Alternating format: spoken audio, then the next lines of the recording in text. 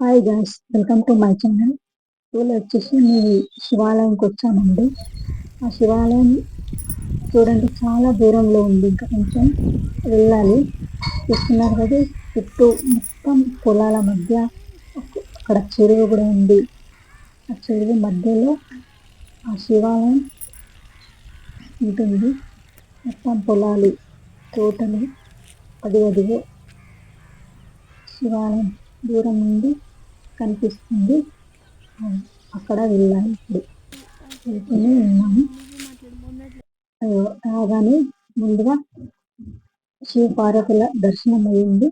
అక్కడ చాలా విశాలంగా కూర్చొని ఉన్నారు. చుట్టూ ప్రశాంతంగా ఉంది.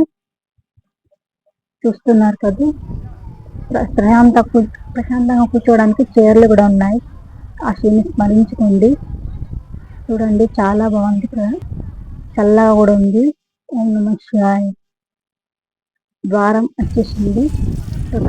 గంట కనపడింది. గంట కొట్టి ఆ శివుని పర్మిషన్తో లోపలికి వెళ్తున్నాను. వెళ్ళగానే ధ్వజస్తంభం కనపడింది. ధ్వజస్తంభం దర్శించుకుని లోపలికి వెళ్తున్నాను. శివలింగయ్య దేవస్థానం, లక్ష్మాపూర్, జగనంపల్లి ఊరు. చూడండి, ద్వారం ఎంత చిన్నగా ఉందో. పురాణ ఆలయం అండి ఇది. గత 50 సంవత్సరాలుగా అందరూ వస్తూ పోతూనే ఉన్నారు. నందీశ్వరుడు చూడండి ఇలా చెప్పుకుంటుందో అందరూ. మీరు కూడా చెప్పుకోండి, ఇక్కడికి రండి, కోరికలంతా తీర్చుకోండి. నేను కూడా కోరికలు తీర్చేస్తాడు ఆ దేవుడు ముందు కూడా. ద్వారం ఎంత చిన్నగా ఉందో. పురాణ ఆలయం అండి ఇది. నేనైతే ఇప్పుడు లోపలికి శివలింగాన్ని దర్శించుకుంటున్నాను. శివాయ నమః, శివాయ నమః, శివాయ నమః. రామ సదాశివ, రామ సదాశివ, హర హర మహాదేవ్. కర్పూర హారతితో నేను దర్శించుకొని ఎక్కుతున్నాను. ఆ పంతులు గారు అయితే నాకు ప్రసాదం ఇచ్చారు. అమృతంలా ఉంది ఆ ప్రసాదం. చూస్తున్నారు కదా, మీరు కూడా దర్శించుకోండి ఆ శివలింగాన్ని. ద్వారం చూడండి ఎంత చిన్నగా ఉందో. పురాణ ఆలయం అండి ఇది.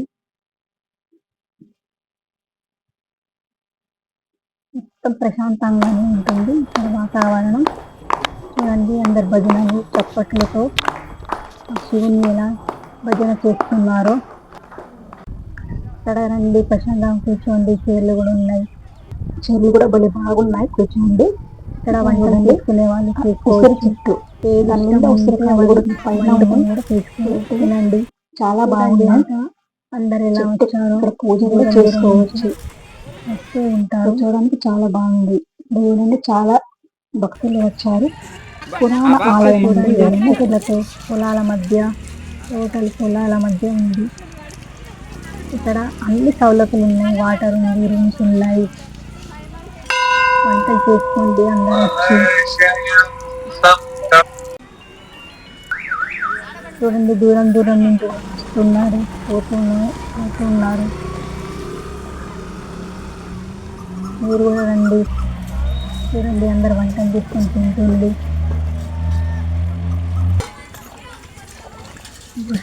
సురక్షిత అని చెట్లు కూడా ఉన్నాయి. ఇక్కడ వచ్చి వాటర్ పోయింది. ఇక్కడికి అంతా బాగుంటుంది. మీరు కూడా రండి ఈ దేవాలయానికి. చూడండి, నైట్ అంతా ఇక్కడ ఉన్నాం మా ఫ్యామిలీతో. మొత్తం అమ్మ నాన్న అంతా ఫ్యామిలీ వచ్చాము. ఇక్కడ ఉసిరి చెట్టు చూడండి ఎంత బాగుందో. దానికి పెద్ద పెద్ద కాయలు కూడా ఉన్నాయి.